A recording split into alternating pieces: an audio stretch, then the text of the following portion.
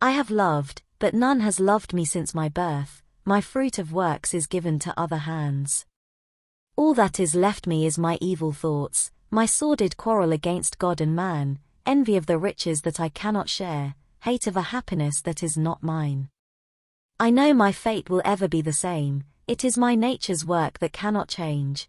I have loved for mine, not for the beloved's sake, I have lived for myself and not for others' lives. Each in himself is soul by nature's law. So God has made his harsh and dreadful world, so has he built his kindness an investment for return. His altruism is ego's other face, he serves the world that him the world may serve. If once the Titan's strength could wake in me, if Enceladus from Etna could arise, I then would reign the master of the world and like a god enjoy man's bliss and pain. But God has taken from me the ancient force. There is a dull consent in my sluggish heart, a fierce satisfaction with my special pangs as if they made me taller than my kind, only by suffering can I excel. I am the victim of titanic ills, I am the door of demoniac deeds, I was made for evil, evil is my lot, evil I must be and by evil live, naught other can I do but be myself, what nature made me, that I must remain. I suffer and toil and weep, I moan and hate. And Savitri heard the voice, the echo heard and turning to her being of pity spoke, Madonna of suffering, mother of grief divine, thou art a portion of my soul put forth to bear the unbearable sorrow of the world. Because thou art, men yield not to their doom, but ask for happiness and strive with fate, because thou art, the wretched still can hope. But thine is the power to solace, not to save. One day I will return, a bringer of strength, and make thee drink from the Eternal's cup, his streams of force shall triumph in thy limbs and wisdom's calm control thy passionate heart. Thy love shall be the bond of humankind, compassion the bright key of nature's acts, misery shall pass abolished from the earth, the world shall be freed from the anger of the beast, from the cruelty of the Titan and his pain. There shall be peace and joy for evermore, on past she in her spirit's upward route. An ardent grandeur climbed mid ferns and rocks, a quiet wind flattered the heart to warmth, a finer perfume breathed from slender trees. All beautiful grew, subtle and high and strange. Here on a boulder carved like a huge throne a woman sat in gold and purple sheen, armed with the trident and the thunderbolt, her feet upon a couchant lion's back. A formidable smile curved round her lips, heaven fire laughed in the corners of her eyes, her body a mass of courage and heavenly strength, she menaced the triumph of the nether gods.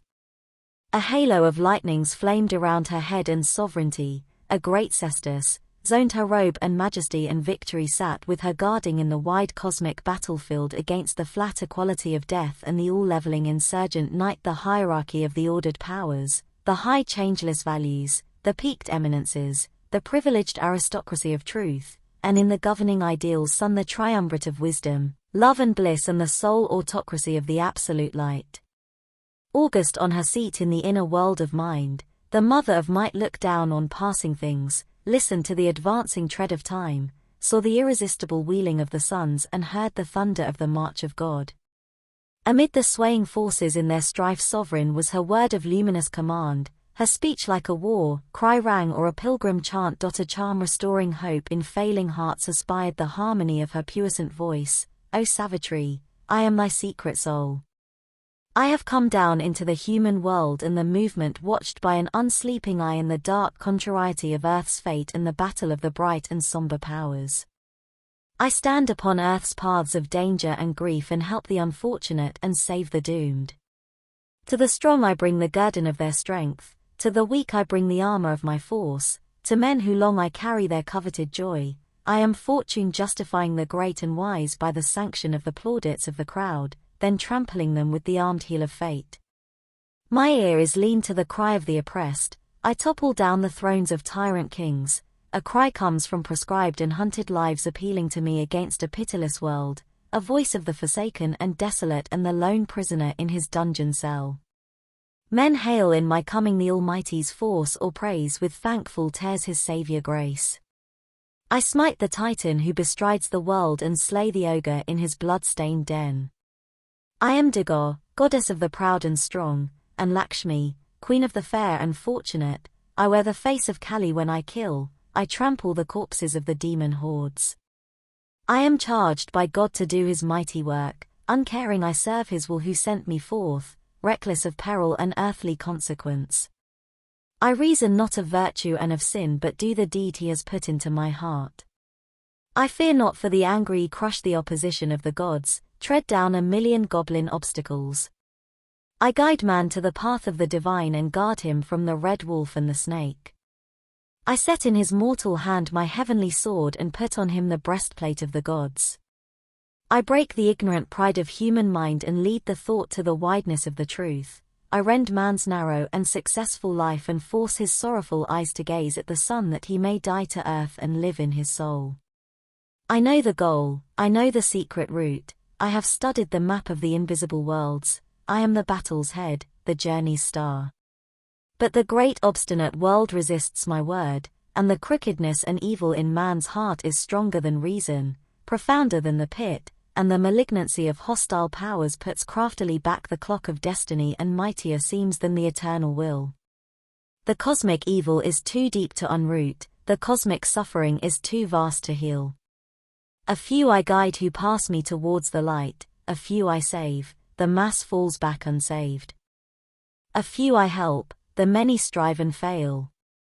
But my heart I have hardened and I do my work, slowly the light grows greater in the east, slowly the world progresses on God's road.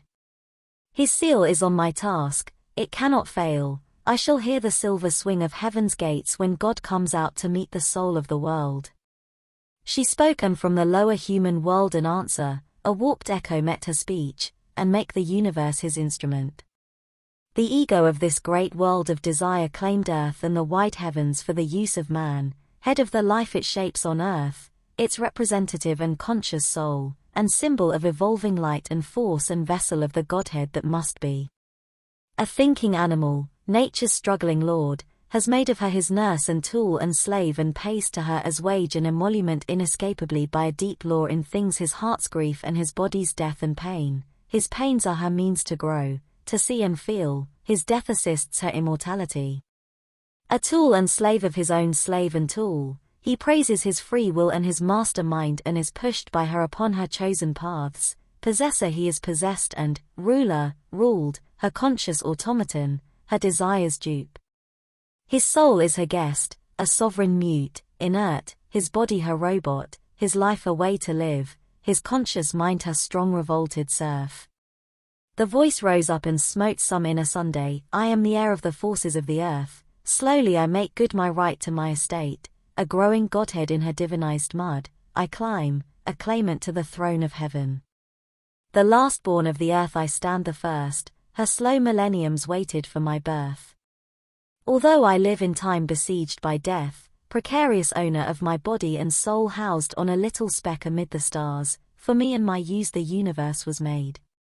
Immortal spirit in the perishing clay, I am God still unevolved in human form, even if he is not, he becomes in me. The sun and moon are lights upon my path, air was invented for my lungs to breathe, conditioned as a wide and wall-less space for my winged chariot's wheels to cleave a road. The sea was made for me to swim and sail and bear my golden commerce on its back, it laughs cloven by my pleasure's gliding keel, I laugh at its black stare of fate and death. The earth is my floor, the sky my living's roof. All was prepared through many a silent age, God made experiments with animal shapes, then only when all was ready I was born. I was born weak and small and ignorant, a helpless creature in a difficult world traveling through my brief years with death at my side.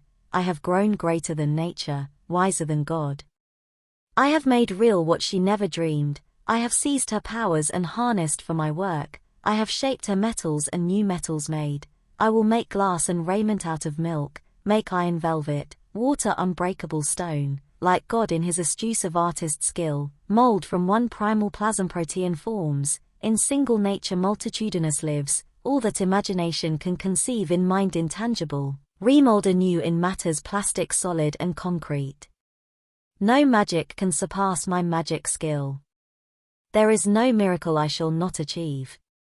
What God imperfect left, I will complete, Out of a tangled mind and half-made soul his sin and error I will eliminate. What he invented not, I shall invent. He was the first creator, I am the last.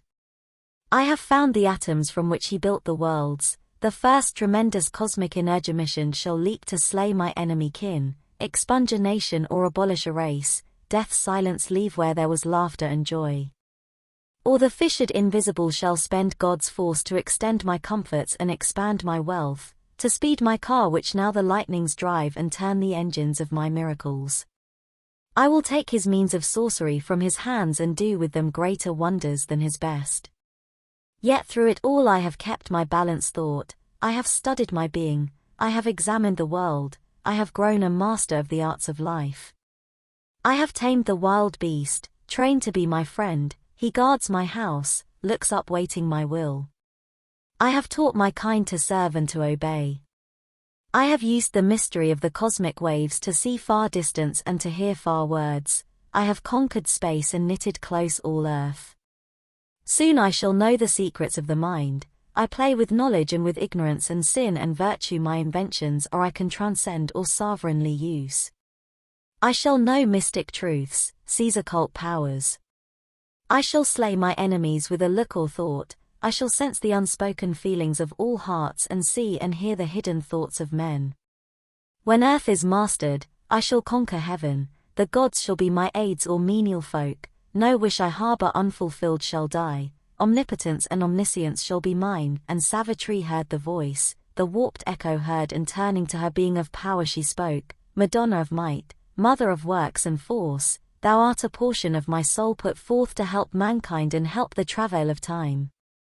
Because thou art because thou art, men's souls can climb the heavens and walk like gods in the presence of the Supreme. But without wisdom power is like a wind, it can breathe upon the heights and kiss the sky, it cannot build the extreme eternal things. Thou hast given men strength, wisdom thou couldst not give. One day I will return, a bringer of light, then will I give to thee the mirror of God, thou shalt see self and world as by him they are seen reflected in the bright pool of thy soul. Thy wisdom shall be vast as vast thy power. Then hate shall dwell no more in human hearts, and fear and weakness shall desert men's lives, the cry of the ego shall be hushed within, its lion roar that claims the world as food, all shall be might and bliss and happy force. Ascending still her spirit's upward route she came into a high and happy space, a wide tower of vision whence all could be seen and all was centered in a single view as when by distant separate scenes grow one and a harmony is made of hues at war. The wind was still and fragrance packed the air. There was a carol of birds and murmur of bees, and all that is common and natural and sweet, yet intimately divine to heart and soul. A nearness thrilled of the spirit to its source and deepest things seemed obvious, close and true. Here, living center of that vision of peace, a woman sat in clear and crystal light, heaven had unveiled its luster in her eyes, her feet were moonbeams, her face was a bright sun, her smile could persuade a dead lacerated heart to live again and feel the hands of calm. A low music heard became her floating voice, O Savitri, I am thy secret soul. I have come down to the wounded desolate earth to heal her pangs and lull her heart to rest and lay her head upon the mother's lap that she may dream of God and know his peace and draw the harmony of higher spheres into the rhythm of earth's rude troubled days.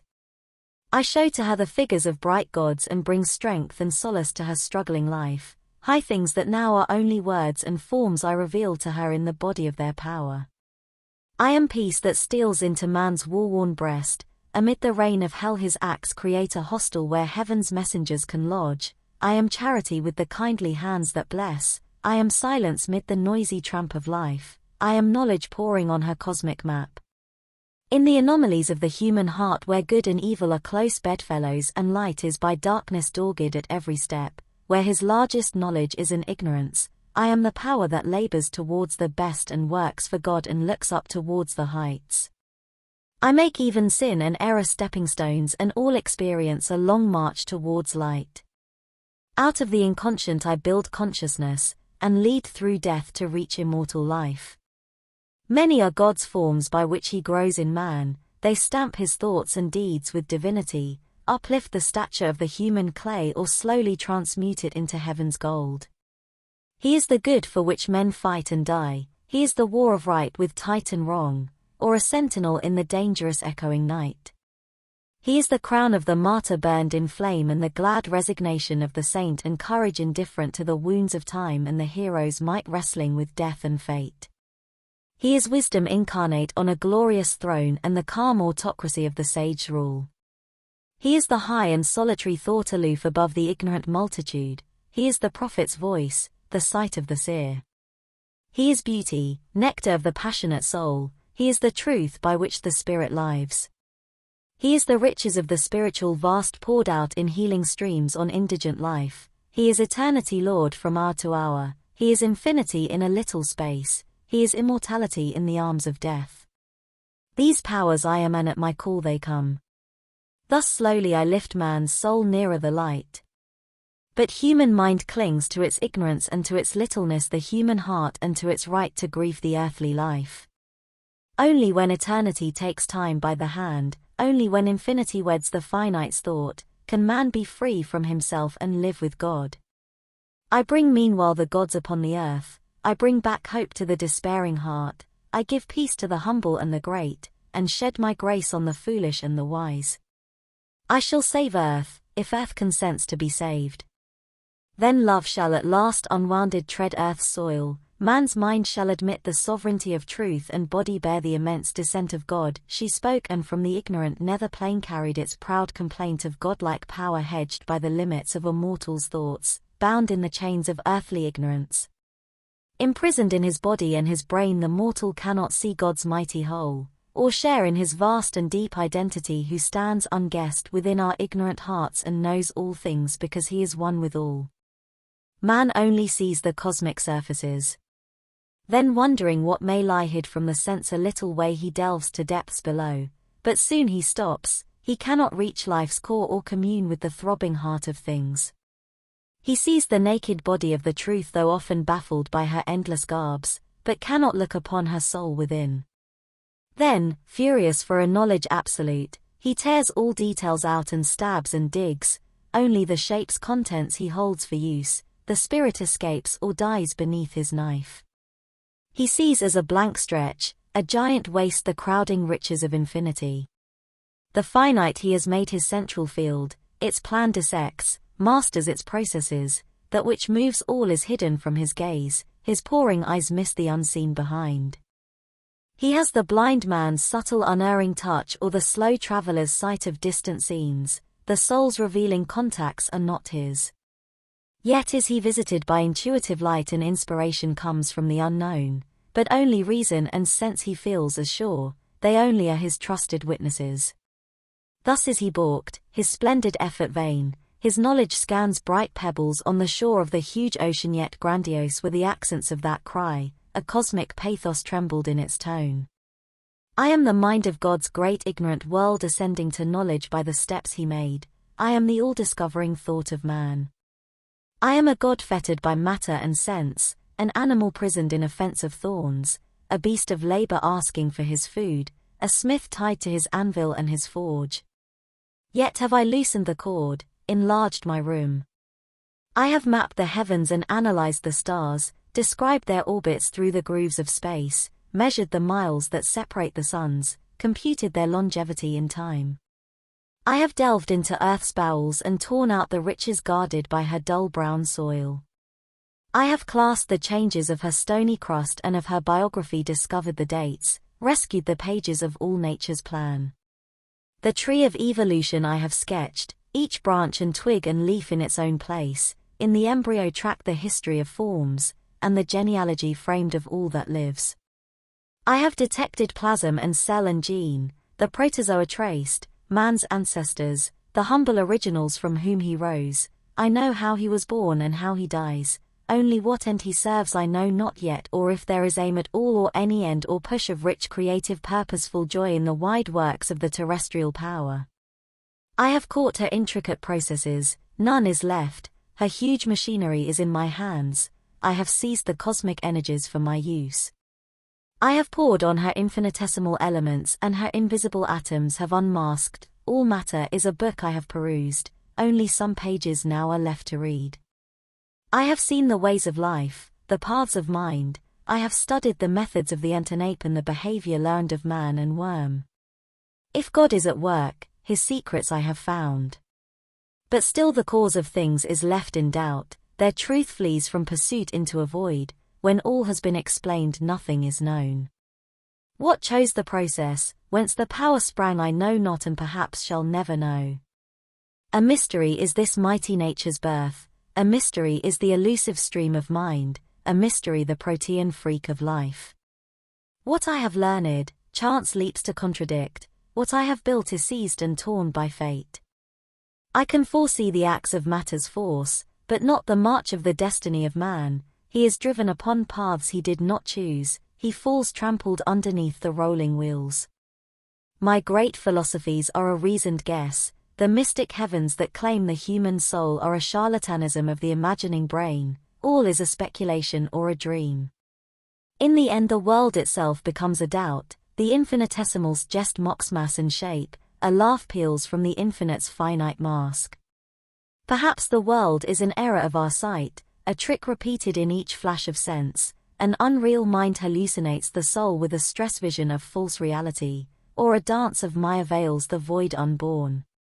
Even if a greater consciousness I could reach, what profit is it then for thought to win the unknowable, the target of the soul? Nay, let me work within my mortal bounds, not live beyond life nor think beyond the mind, our smallness saves us from the infinite. In a frozen grandeur lone and desolate call me not to die the great eternal death, left naked of my own humanity in the chill vast of the spirit's boundlessness. Each creature by its nature's limits lives, and how can one evade his native fate? Human I am, human let me remain till in the inconscient I fall dumb and sleep. A high insanity, a chimera is this, to think that God lives hidden in the clay and that eternal truth can dwell in time, and call to her to save ourself and world. How can man grow immortal and divine, transmuting the very stuff of which he is made? This wizard gods may dream, not thinking men, and Savitri heard the voice, the warped answer heard, and turning to her being of light she spoke, Madonna of light, mother of joy and peace, thou art a portion of myself put forth to raise the spirit to its forgotten heights and wake the soul by touches of the heavens. Because thou art, the soul draws near to God, because thou art, love grows in spite of hate and knowledge walks unslain in the pit of night. But not by showering heaven's golden rain upon the intellect's hard and rocky soil can the tree of paradise flower on earthly ground and the bird of paradise sit upon life's boughs and the winds of paradise visit mortal air. Even if thou rain down intuition's rays, or his soul dream shut in sainthood's brilliant cell where only a bright shadow of God can come. His hunger for the eternal thou must nurse and fill his yearning heart with heaven's fire and bring God down into his body and life. One day I will return, his hand in mine, and thou shalt see the face of the Absolute. Then shall the holy marriage be achieved, then shall the divine family be born. There shall be light and peace in all the worlds. Canto 5. The Finding of the Soul. Onward she passed seeking the soul's mystic cave. At first she stepped into a night of God. The light was quenched that helps the laboring world, the power that struggles and stumbles in our life. This inefficient mind gave up its thoughts, the striving heart its unavailing hopes. All knowledge failed in the idea's forms and wisdom screened in or her lowly head feeling a truth too great for thought or speech, formless, ineffable, forever the same. An innocent and holy ignorance adored like one who worships formless God, the unseen light she could not claim nor own. In a simple purity of emptiness her mind knelt down before the unknowable. All was abolished save her naked self and the prostrate yearning of her surrendered heart. There was no strength in her, no pride of force, the lofty burning of desire had sunk ashamed, a vanity of separate self, the hope of spiritual greatness fled, salvation she asked not nor a heavenly crown, humility seemed now too proud a state. Herself was nothing, God alone was all, yet God she knew not but only knew he was. A sacred darkness brooded now within, the world was a deep darkness great and nude. This void held more than all the teeming worlds, this blank felt more than all that time has borne, this dark knew dumbly, immensely the unknown. But all was formless, voiceless, infinite. As might a shadow walk in a shadowy scene, a small naught passing through a mightier naught, a night of person in a bare outline crossing a fathomless impersonal night, silent she moved, empty and absolute. In endless time her soul reached a wide end, the spaceless vast became her spirit's place. At last a change approached, the emptiness broke, a wave rippled within, the world had stirred, once more her inner self became her space. There was felt a blissful nearness to the goal, heaven leaned low to kiss the sacred hill, the air trembled with passion and delight. A rose of splendor on a tree of dreams, the face of dawn out of moon twilight grew. Day came, priest of a sacrifice of joy into the worshipping silence of her world, he carried immortal luster as his robe, trailed heaven like a purple scarf and wore as his vermilion castemark a red Sunday as if an old remembered dream come true. She recognized in her prophetic mind the imperishable luster of that sky, the tremulous sweetness of that happy air and, covered from mind's view and life's approach, the mystic cavern in the sacred hill and knew the dwelling of her secret soul. As if in some Elysian occult depth, truth's last retreat from thought's profaning touch, as if in a rock temple's solitude hid, God's refuge from an ignorant worshipping world, it lay withdrawn even from life's inner sense, receding from the entangled heart's desire. Carved in the massive stone of matter's trance. 2 golden serpents round the lintel curled, enveloping it with their pure and dreadful strength, looked out with wisdom's deep and luminous eyes. An eagle covered it with wide conquering wings, flames of self-lost immobile reverie, doves crowded the grey musing cornices like sculptured postures of white-bosomed peace. Across the threshold sleep she entered in and found herself amid great figures of gods conscious in stone and living without breath, watching with fixed regard the soul of man, executive figures of the cosmic self, world symbols of immutable potency. On the walls covered with significant shapes looked at her the life scene of man and beast and the high meaning of the life of gods, the power and necessity of these numberless worlds, and faces of beings and stretches of world space spoke the succinct and inexhaustible hieratic message of the climbing planes. In their immensitude signing infinity they were the extension of the self of God and housed, impassively receiving all, his figures and his small and mighty acts and his passion and his birth and life and death and his return to immortality. To the abiding and eternal is their climb, to the pure existence everywhere the same, to the sheer consciousness and the absolute force and the unimaginable and formless bliss, to the mirth in time and the timeless mystery of the triune being who is all and one yet all the worlds and God himself were there, for every symbol was a reality and brought the presence which had given it life. All this she saw and inly felt and knew not by some thought of mind but by the self. A light not born of sun or moon or fire, a light that dwelt within and saw within shedding an intimate visibility made secrecy more revealing than the word. Our sight and sense are a fallible gaze and touch and only the spirit's vision is wholly true. As thus she passed in that mysterious place through room, through door and rock-hewn door, she felt herself made one with all she saw. A sealed identity within her woke, she knew herself the beloved of the Supreme, these gods and goddesses were he and she, the mother was she of beauty and delight, the word in Brahma's vast creating clasp, the world puissance on Almighty Shiva's lap, the master and the mother of all lives watching the worlds their twin regard had made, and Krishna and Radha forever entwined in bliss, the adorer and adored self-lost and one. In the last chamber on a golden seat one sat whose shape no vision could define, only one felt the world's unattainable fount, a power of which she was a straying force, an invisible beauty, goal of the world's desire, a sun of which all knowledge is a beam, a greatness without whom no life could be. Thence all departed into silent self, and all became formless and pure and bare. Then through a tunnel and crossing a wall of doorless living fire there suddenly she met her secret soul. A being stood immortal in transience, deathless dallying with momentary things, in whose wide eyes of tranquil happiness which pity and sorrow could not abrogate infinity turned its gaze on finite shapes, observer of the silent steps of the hours, eternity upheld the minute's acts and the passing scenes of the everlasting's play. In the mystery of its selecting will, in the divine comedy a participant, the Spirit's conscious representative, God's delegate in our humanity, comrade of the universe, the transcendence ray, she had come into the mortal body's room to play at ball with time and circumstance.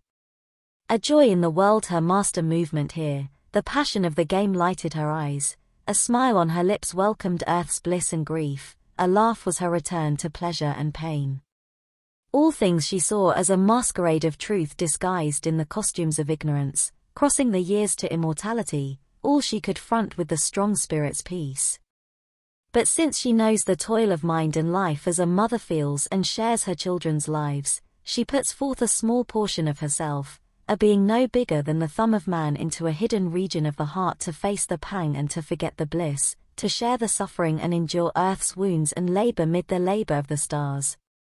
This in us laughs and weeps, suffers the stroke, exults in victory, struggles for the crown, identified with the mind and body and life, it takes on itself their anguish and defeat, bleeds with fate's whips and hangs upon the cross, yet is the unwounded and immortal self supporting the actor in the human scene. Through this she sends us her glory and her powers, pushes to wisdom's heights, through misery's gulfs, she gives us strength to do our daily task and sympathy that partakes of others' grief and the little strength we have to help our race, we who must fill the role of the universe acting itself out in a slight human shape and on our shoulders carry the struggling world. This is in us the Godhead small and marred, in this human portion of divinity she seats the greatness of the soul in time to uplift from light to light, from power to power, till on a heavenly peak it stands, a king. In body weak, in its heart an invincible might, it climbs stumbling, held up by an unseen hand, a toiling spirit in a mortal shape. Here in this chamber of flame and light they met, they looked upon each other, knew themselves, the secret deity and its human part, the calm immortal and the struggling soul. Then with a magic transformation's speed they rushed into each other and grew one. Once more she was human upon earthly soil in the muttering night amid the rain-swept woods and the rude cottage where she sat in trance, that subtle world withdrew deeply within behind the sun veil of the inner sight. But now the half-opened lotus bud of her heart had bloomed and stood disclosed to the earthly ray, in an image shone revealed her secret soul. There was no wall severing the soul and mind, no mystic fence guarding from the claims of life. In its deep lotus home her being sat as if on concentration's marble seat, calling the mighty mother of the worlds to make this earthly tenement her house. As in a flash from a supernal light, a living image of the original power, a face, a form came down into her heart and made of it its temple and pure abode. But when its feet had touched the quivering bloom, a mighty movement rocked the inner space as if a world were shaken and found its soul. Out of the inconscious, soulless, mindless night a flaming serpent rose released from sleep. It rose billowing its coils and stood erect and climbing mightily, stormily on its way it touched her centers with its flaming mouth, as if a fiery kiss had broken their sleep, they bloomed and laughed surcharged with light and bliss. Then at the crown it joined the eternal space. In the flower of the head, in the flower of matter's base, in each divine stronghold and nature knot it held together the mystic stream which joins the viewless summits with the unseen depths, the string of forts that make the frail defense safeguarding us against the enormous world, our lines of self-expression in its vast. An image sat of the original power wearing the mighty mother's form and face. Armed, bearer of the weapon and the sign whose occult might no magic can imitate, manifold yet one she sat, a guardian force, a savior gesture stretched her lifted arm, and symbol of some native cosmic a silent flame-eyed mass of living force. All underwent a high celestial change, breaking the black inconscience blind mute wall, effacing the circles of the ignorance, powers and divinities burst flaming forth, each part of the being trembling with delight lay overwhelmed with tides of happiness and saw her hand in every circumstance and felt her touch in every limb and cell. In the country of the lotus of the head which thinking mind has made its busy space, in the castle of the lotus twixt the brows whence it shoots the arrows of its sight and will, in the passage of the lotus of the throat where speech must rise and the expressing mind and the heart's impulse run towards word and act, a glad uplift and a new working came. The immortal's thoughts displaced our bounded view, the immortal's thoughts earth's drab idea and sense, all things now bore a deeper heavenlier sense. A glad clear harmony marked their truth's outline, reset the balance and measures of the world. Each shape showed its occult design, unveiled God's meaning in it for which it was made in the vivid splendor of his artist thought.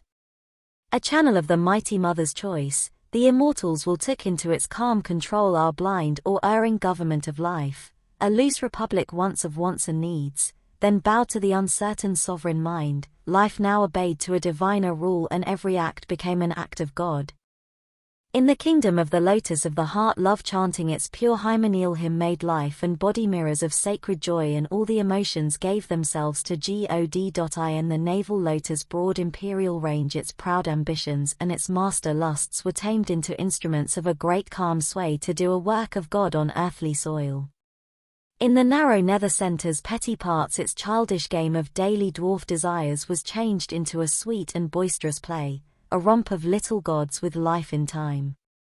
In the deep place where once the serpent slept, there came a grip on matter's giant powers for large utilities in life's little space, a firm ground was made for heaven's descending might. Behind all reigned her sovereign deathless soul, casting aside its veil of ignorance, allied to gods and cosmic beings and powers it built the harmony of its human state. Surrendered into the great world mother's hands only she obeyed her soul's supreme behest in the enigma of the inconscious world.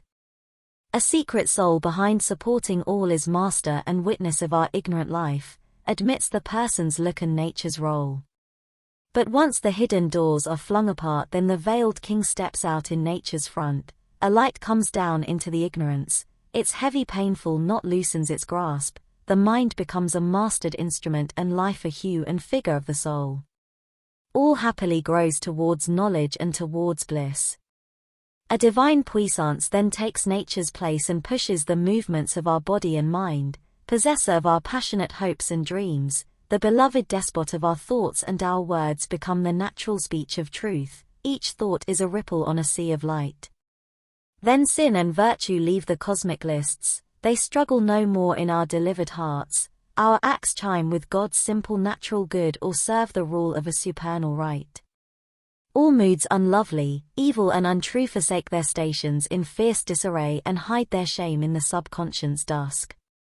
Then lifts the mind a cry of victory, O soul, my soul, we have created heaven, within we have found the kingdom here of God, his fortress built in a loud ignorant world.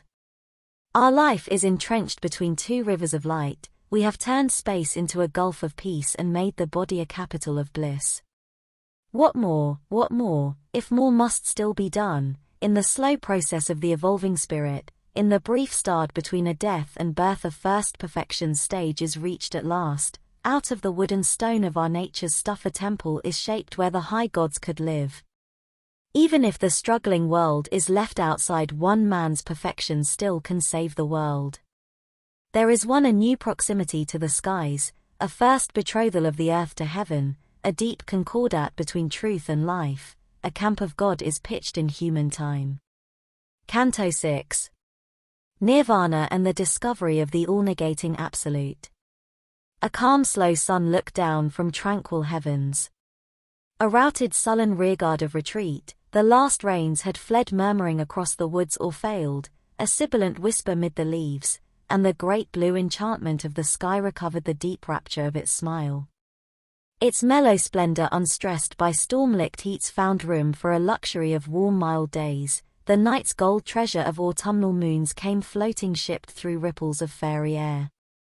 And Savitri's life was glad, fulfilled like earth's, she had found herself, she knew her being's aim. Although her kingdom of marvelous change within remained unspoken in her secret breast, all that lived round her felt its magic's charm, the trees' rustling voices told it to the winds, flowers spoke in ardent hues and unknown joy, the birds' caroling became a canticle, the beasts forgot their strife and lived at ease. Absorbed in wide communion with the unseen, the mild ascetics of the wood received a sudden greatening of their lonely muse. This bright perfection of her inner state poured overflowing into her outward scene, made beautiful dull common natural things and action wonderful and time divine. Even the smallest meanest work became a sweet or glad and glorious sacrament, an offering to the self of the great world or a service to the one in each and all. A light invaded all from her being's light, her heartbeats dance communicated bliss, happiness grew happier, shared with her, by her touch and grief some solace found when she drew near. Above the cherished head of Suchavan she saw not now fate's dark and lethal orb, a golden circle round a mystic sun disclosed to her newborn predicting sight the cyclic rondure of a sovereign life.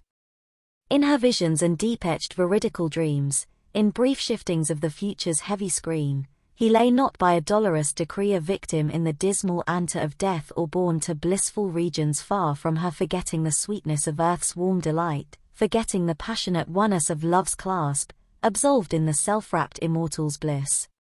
Always he was with her, a living soul that met her eyes with close enamored eyes, a living body near to her body's joy. But now no longer in these great wild woods in kinship with the days of bird and beast and level to the bareness of earth's brown breast, but mid the thinking high-built lives of men in tapestried chambers and on crystal floors, in armored town or gardened pleasure walks, even in distance closer than her thoughts, body to body near to soul, moving as if by a common breath and will they were tied in the single circling of their days together by love's unseen atmosphere. Inseparable like the earth and sky. Thus for a while she trod the golden path, this was the sun before abysmal night. Once as she sat in deep felicitous muse, still quivering from her lover's strong embrace, and made her joy a bridge twixt earth and heaven, an abyss yawned suddenly beneath her heart. A vast and nameless fear dragged at her nerves as drags a wild beast its half-slaughtered prey. It seemed to have no den from which it sprang, it was not hers, but hid its unseen cause. Then rushing came its vast and fearful fount. A formless dread with shapeless endless wings filling the universe with its dangerous breath, a denser darkness than the night could bear, enveloped the heavens and possessed the earth. A rolling surge of silent death, it came curving round the far edge of the quaking globe, effacing heaven with its enormous stride it will to expunge the choked and anguished air and end the fable of the joy of life. It seemed her very being to forbid, abolishing all by which her nature lived, and labored to blot out her body and soul, a clutch of some half-seen invisible, an ocean of terror and of sovereign might, a person and a black infinity. It seemed to cry to her without thought or word the message of its dark eternity and the awful meaning of its silences, out of some sullen monstrous vast arisen, out of an abysmal deep of grief and fear imagined by some blind regardless self, a consciousness of being without its joy, empty of thought, incapable of bliss, that felt life blank and nowhere found a soul. A voice to the dumb anguish of the heart conveyed a stark sense of unspoken words. In her own depths she heard the unuttered thought that made unreal the world and all life meant. Who art thou who claimst thy crown of separate birth, the illusion of thy soul's reality and personal godhead on an ignorant globe in the animal body of imperfect man? Hope not to be happy in a world of pain and dream not, listening to the unspoken word and dazzled by the inexpressible ray, transcending the mute superconscience realm, to give a body to the unknowable, or for a sanction to thy heart's delight to burden with bliss the silent still supreme profaning its bare and formless sanctity, or call into thy chamber the divine and sit with God tasting a human joy. I have created all I devour, I am death and the dark terrible mother of life. I am Kali black and naked in the world, I am Maya and the universe is my cheat. I lay waste human happiness with my breath and slay the will to live, the joy to be that all may pass back into nothingness and only abide the eternal and absolute. For only the blank eternal can be true. All else is shadow and flash in mind's bright glass, mind, hollow mirror in which ignorance sees a splendid figure of its own false self and dreams it sees a glorious solid world. O soul, inventor of man's thoughts and hopes, thyself the invention of the moment's stream, illusion's center or subtle apex point, at last know thyself, from vain existence cease, a shadow of the negating absolute, the intolerant darkness travelled surging past and ebbed in her the formidable voice. It left behind her inner world laid waste, a barren silence weighed upon her heart, only her soul remained, its emptied stage, awaiting the unknown eternal will.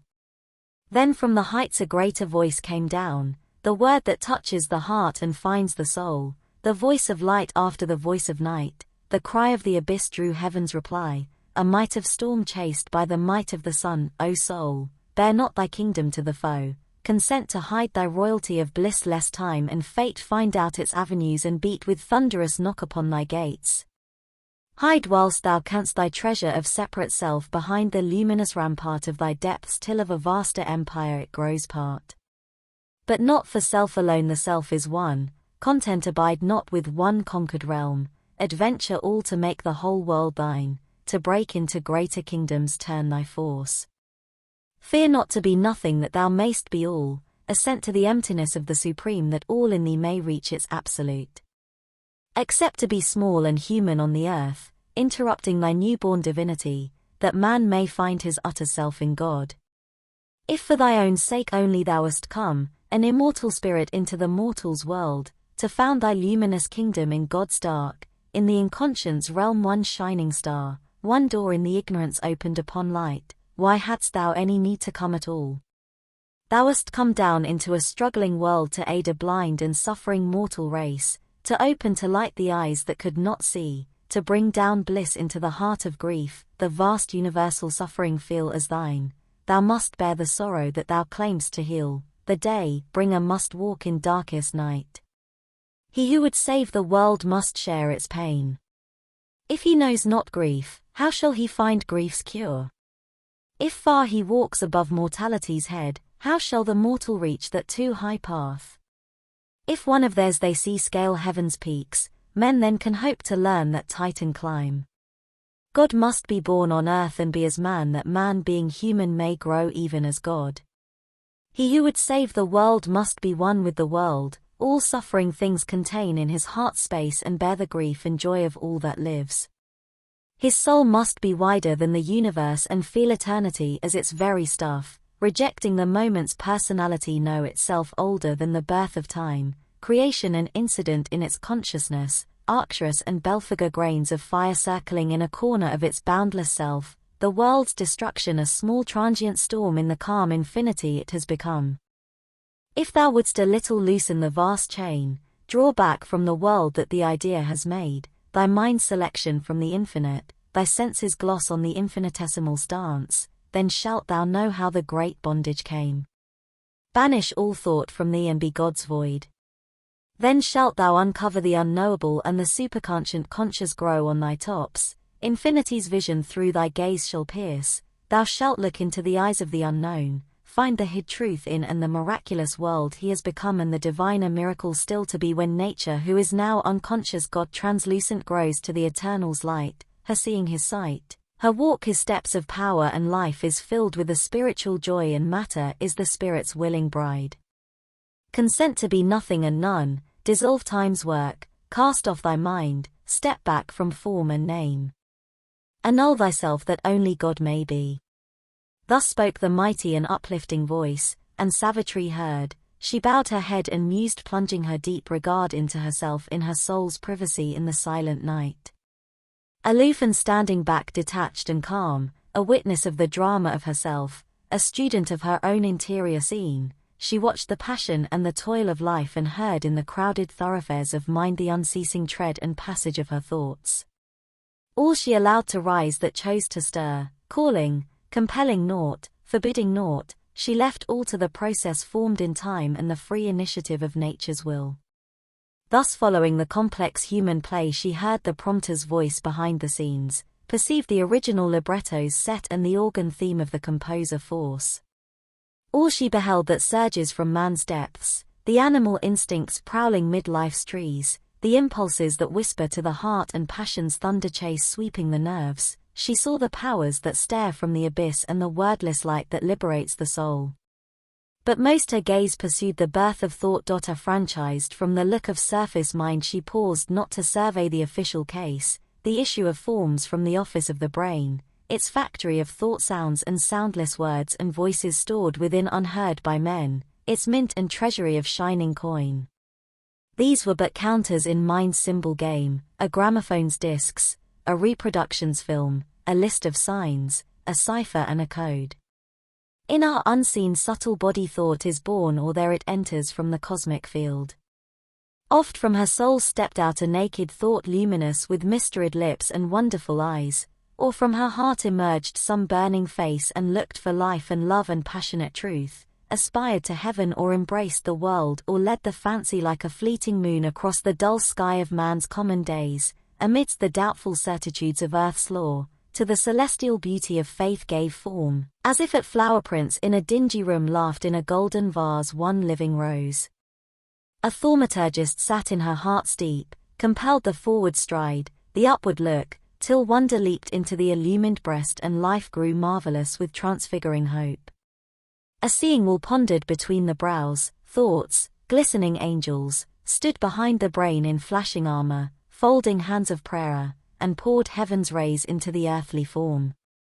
Imaginations flamed up from her breast, unearthly beauty, touches of surpassing joy and plans of miracle, dreams of delight. Around her navel lotus clustering close her large sensations of the teeming worlds invading the small sensitive flower of the throat, they brought their mute unuttered resonances to kindle the figures of a heavenly speech. Below, desires formed their wordless wish, and longings of physical sweetness and ecstasy translated into the accents of a cry, their grasp on objects and their clasp on souls. Her body's thoughts climbed from her conscious limbs and carried their yearnings to its mystic crown where nature's murmurs meet the ineffable. But for the mortal prisoned in outward mind, all must present their passports at its door, disguised they must don the official cap and mask or pass as manufactures of the brain, unknown their secret truth and hidden source.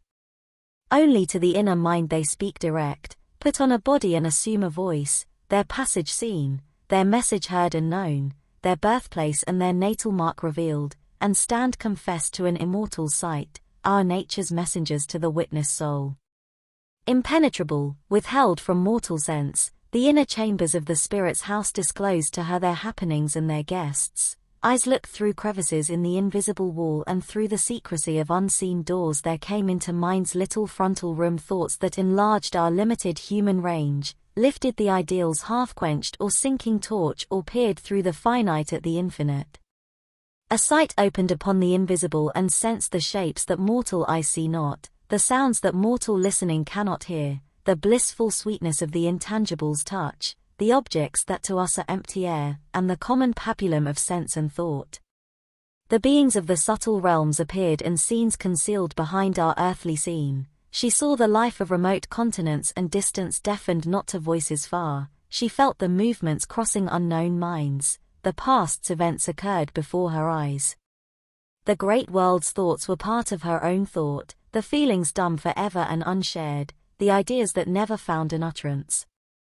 The dim subconscious incoherent hints laid bare a meaning twisted, deep and strange, the bizarre secret of their fumbling speech, their links with underlying reality.